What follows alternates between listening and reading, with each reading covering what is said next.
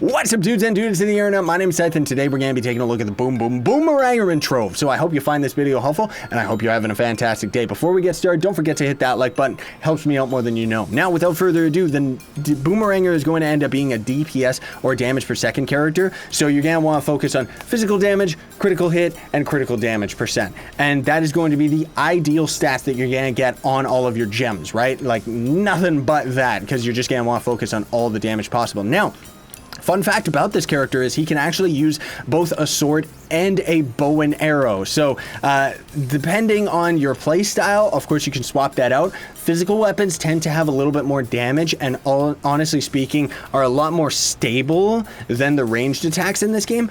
But if you're in shadow towers, I would recommend to use the bow if you're finding that you're not having that much survivability, and we all know you're not going to, especially in ultra towers. Having the bow means that you can stay alive longer and use your abilities and thus help your teammates by giving a lot more damage. But if you're just normal grinding, use a sword because it's going to cause a lot more damage. Now, the extra stat you're going to want to go for is attack speed on all of your gear.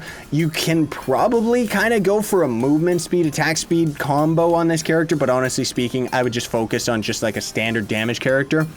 And then for the empowered gems, if you can, go for the explosive epilogue. I don't have good gems on this guy, whatever. But the Bach Bomb class gem ability is going to be the bulk of where this character's damage ends up coming from, because when you end up throwing down your urn, it's going to end up having a chance of spawning the chickens. And these little guys are actually going to be causing some of the biggest amounts of damage in the game.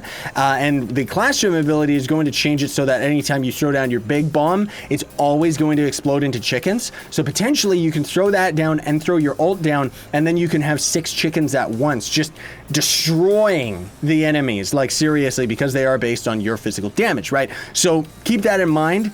You know, the other big thing that I would say to watch out for, though, and one of the reasons why most people don't end up maining the Boomeranger in the end game, is that unfortunately the devs never ended up changing it. Hopefully they will someday, fingers crossed, but you still have knockback on all of your abilities. So you'll throw your urn at an enemy or a boss that's on a tower, and he'll just fly out into the distance and rip completing that dungeon, right? So because of that, it makes him very inefficient for grinding at the late game.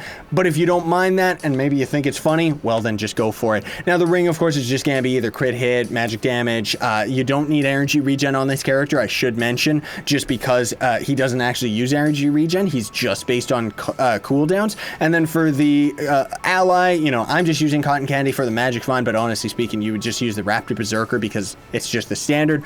I'm using this guy for mining, so ignore the Mega Miner. But for the emblems, you're gonna want to go for just, you know, the basic martial emblem, and for Sure Strike, if you can spare Sure Strike, like if you don't need the extra critical hit, you can swap this out for whatever you want. I would recommend the one that summons the little beamer ally. I think that's the one it's called. And then if you're building this character correct and you have nothing but damage, you should have no health whatsoever. So I always just go for Death Defying. It's the easy route. You can swap this out if you want. You know, Boomeranger is actually pretty good. A little bit of survivability, just because when you throw your boomerang, it's going to stun the enemies. But for the most part, you're just using that to get your cooldowns ready for the next battle. And ultimately speaking, once you get to the end game, you should be able to kill a U9 boss no problem with either throwing your pot and using your ult. It should one-shot, depending on the effect that you end up getting from it.